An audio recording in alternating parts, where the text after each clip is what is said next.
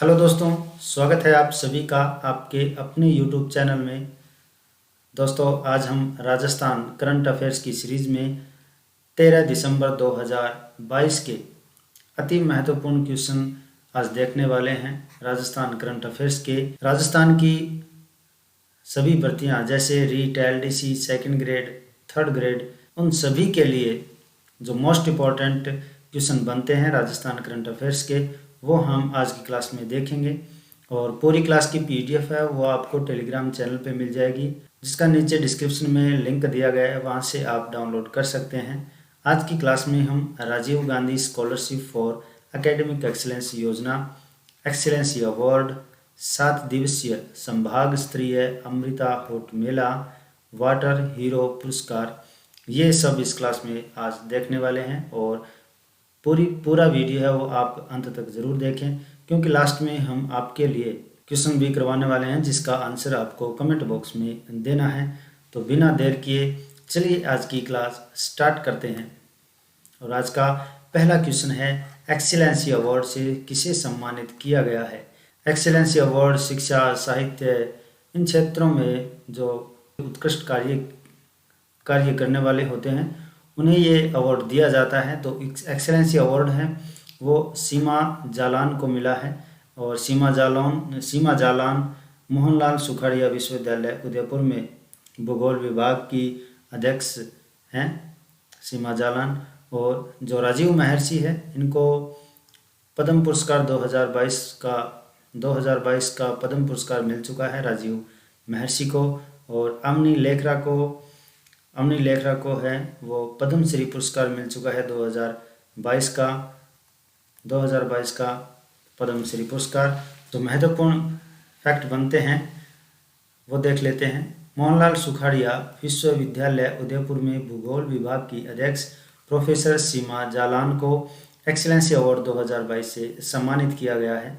और यह अवार्ड देता कौन है? यह award union of geographic information technologist नामक अंतर्राष्ट्रीय संघ द्वारा हाल ही में बेंगलोर में आयोजित अधिवेशन में प्रोफेसर सीमा जालान द्वारा भौगोलिक सूचना प्रौद्योगिकी के व्यावहारिक प्रयोग में किए गए उल्लेखनीय योगदान के लिए इन्हें ये अवार्ड दिया गया है। तो काफ़ी मोस्ट इम्पॉर्टेंट अवार्ड है ये। अगला क्वेश्चन देखते हैं। अगला क्वेश्चन है, निम्न में से वाटर हीरो के पुरस्कार से सम्मानित व्यक्ति है। आप इसे स्टार मार्क लगा लेना इस क्वेश्चन को, क्योंकि आगे जो भी आप एग्ज़ाम देने जा रहे हैं उसमें आपको ज़रूर देखने को मिलेगा। वाटर हीरो के जो पुरस्कार से सम्मानित व्यक्ति हैं वो है के गुप्ता। इन तीनों के बारे में पीछे हम विस्तार से चर्चा कर चुके हैं। राजीव महर्षि, अवनी लेखरा और सुनीता गुलाटी। डूंगरपुर के लिए जो इन्होंने मॉडल तैयार किया है, जल मॉडल, इसके लिए के गुप्ता को वाटर हीरो का पुरस्कार मिला है इनको। और ये के गुप्ता है वो डूंगरपुर नगर परिषद के पूर्व अध्यक्ष हैं। और वर्तमान में केंद्रीय जल शक्ति मंत्रालय के तहत कार्य करने वाली जो स्वच्छ भारत मिशन है, ग्रामीण राष्ट्रीय योजना है, उनके स्वीकृति समिति के गैर सरकारी सदस्य भी हैं। और राजस्थान के ब्रांड एम्बेसडर भी रह चुके हैं के गुप्ता। तो काफ़ी चर्चित व्यक्ति हैं। अब कुछ महत्वपूर्ण फैक्ट देख लेते हैं इससे रिलेटेड। महत्वपूर्ण तथ्य है, डूंगरपुर निकाय को जल संचय के इन बेहतरीन कार्यों के लिए केंद्रीय जल शक्ति मंत्री गजेंद्र सिंह शेखावत की मौजूदगी में दिल्ली में आयोजित एक समारोह में सम्मानित किया गया। तत्कालीन सभापति के गुप्ता ने प्रतिष्ठित वाटर हीरोज का सम्मान प्राप्त किया है। और ये सम्मान है वो देश के 10 निकायों को वो शामिल किया गया था इस सम्मान के लिए। जल मॉडल तैयार किया है, उसकी सराहना पूरे विश्व में हो रही है। खासकर दिल्ली में एक अरविंद केजरीवाल जी हैं, उन्होंने इस मॉडल को देखने के लिए एक मंत्री को वहाँ पे भेजा है निरीक्षण करने के लिए। अगला क्वेश्चन है, Rajiv Gandhi scholarship for academic excellence योजना में महिलाओं के लिए कितनी प्रतिशत सीटें आरक्षित हैं। जो Rajiv Gandhi scholarship for academic excellence योजना है वो उन लोगों के लिए है, उन विद्यार्थियों के लिए है जो विदेश में जो उच्च शिक्षा प्राप्त करने के उद्देश्य से विदेश में जाना चाहते हैं, विदेश में उच्च शिक्षा प्राप्त करना चाहते हैं, लेकिन किसी कारणवश वो आर्थिक स्थिति के हो सकती है या कोई अन्य कारण हो सकता है, मुख्यमंत्री श्री अशोक गहलोत जी ने Rajiv Gandhi scholarship for academic excellence योजना शुरू की है। इसके लिए महिलाओं के लिए 30% यानी कि 30% सीटें हैं वो आरक्षित की है। इस योजना का उद्देश्य है वो राजस्थान के उन छात्रों को स्कॉलरशिप के रूप में आर्थिक सहायता प्रदान करना है जो पैसों के अभाव में उच्च शिक्षा के लिए विदेश जाना चाहते हैं, और उनके लिए ये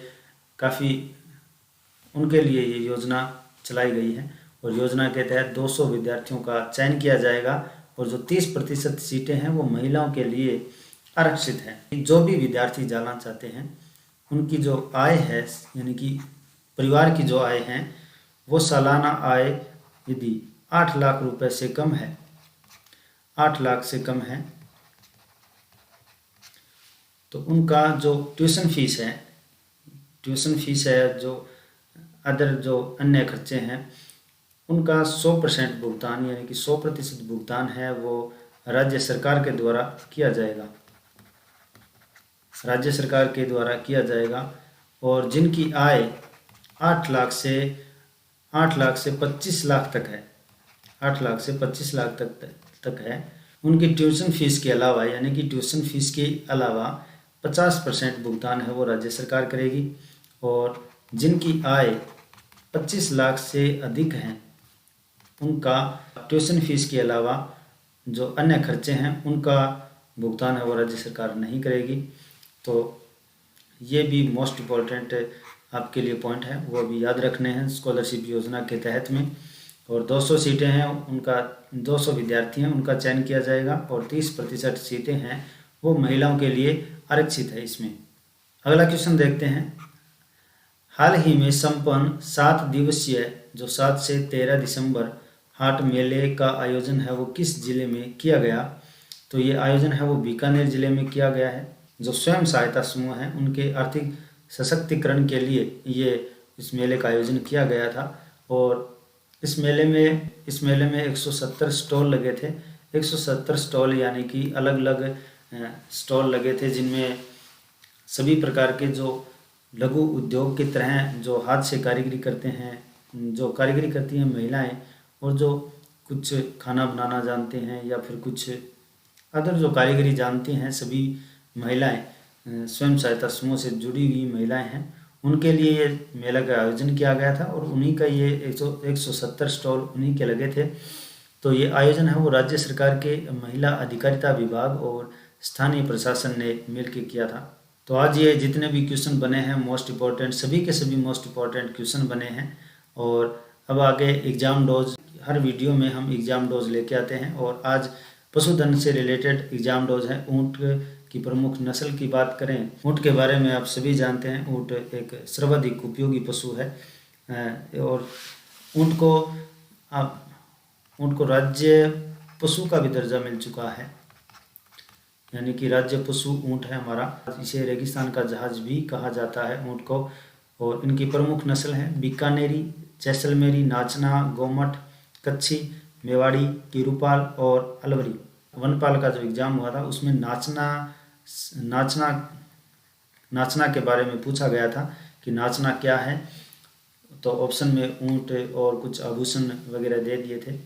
तो ये एक क्वेश्चन पूछा गया था पशुधन से। पिछले जो वीडियो हैं उनमें हम डिस्कस कर चुके हैं भेड़ की नस्ल, गाय की नस्ल और भैंस की नस्ल हम डिस्कस कर चुके हैं। आज का जो क्वेश्चन है आपके लिए, गाय की प्रमुख नस्लें कौन कौन सी हैं, यानी कि गाय की जितनी भी नस्ल है वो आपको कमेंट बॉक्स में इसका आंसर देना है।